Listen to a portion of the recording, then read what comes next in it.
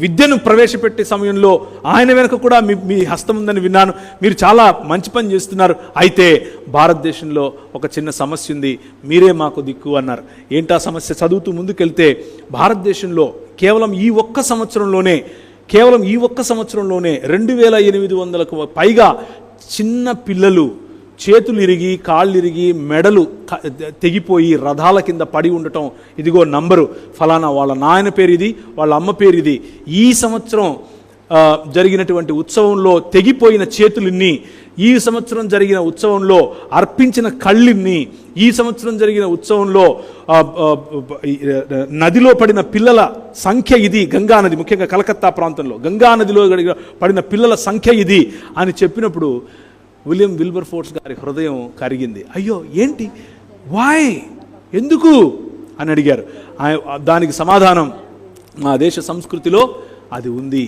మ్రొక్కుబడికి పిల్లలను అర్పించటం, మ్రొక్కుబడికి ఈరోజు మనం తల వెంట్రుకలు ఇస్తూ ఉంటారు, మన వాళ్ళు కూడా వెళ్తుంటారు. వేలాంకనికి మేము ప్రతి సంవత్సరం వెళ్ళేవాళ్ళం. వెళ్ళటం, గుండు కొట్టించుకోవటం, బాగా గంధం పూసుకోవటం, సల కాగుతూ ఉంటుంది. మా అమ్మ టైం అయిందిరా, తిందా రా అంటే అప్పుడు చేపలు తినడానికి వెళ్ళేవాళ్ళం. కానీ విలియం విల్బర్ఫోర్స్ గారు ఆ రోజు నిలబడ్డారు. ఈ వాక్యము అనేటటువంటి కత్తి, దుర్గములను పడద్రోయజాలినంత బలము కలిగినటువంటి ఈ వాక్యమును పట్టుకుని ఆయన లేచి నిలబడి మాట్లాడాడు. ఆయన మాట్లాడి, ఆయన పోరాడి, ఆయన కొట్లాడితే భారతదేశంలో ఒక చట్టం, చిన్నపిల్లలను బలి ఇవ్వకూడదు అన్న చట్టం మనమే తీసుకొచ్చాం. సంకలో బైబిల్ పెట్టుకుంటే తీసుకొచ్చేవాళ్ళమా? నో. పార్లమెంటులో బైబిల్ ఉంటే వస్తుంది. But where is the representative here? AD representative? వాక్యము, దాని ప్రాధాన్యత జీవితాలను కడుతుంది, కుటుంబాలను కడుతుంది. నా వాక్యము వలనే నువ్వు బ్రతుకుతావు, రొట్టె వల్ల కాదు అని ప్రభు చెప్పాడు కదా. దాని అర్థం దేశాలు బ్రతుకుతాయి, రాజ్యాలు బ్రతుకుతాయి.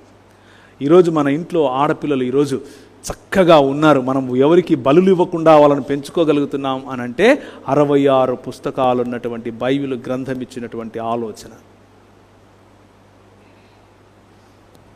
తెలంగాణలో పసుపు పంట పండే ప్రాంతాల్లో నిజామాబాద్ నుంచి ఆదిలాబాద్ వరకు ఒక స్థల పురాణం ఉంది.